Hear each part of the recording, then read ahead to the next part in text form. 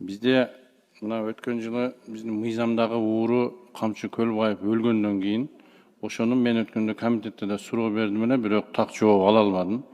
Аябай көп мүлктөрүн Акпресске да чыкты, өткөрүп алдык мамлекетке депчи. Анан болгону бир өзү жашаган үйүн детсад кылыпсыздар.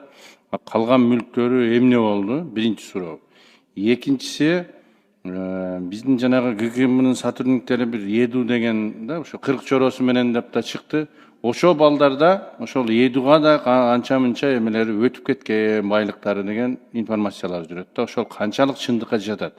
Ушул боюнча азыр бир коомчулукка жооп бериңиздер да, анан мага ар бир ошол мүлк боюнча письменный эме берип койсоңуздар жакшы болот эле.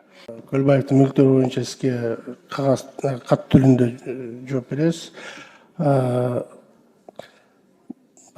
Көлбаевдин мүлктөрү бизге Гаугиге өткөндөр боюнча бизде тизмеси бар, сатылган жана соц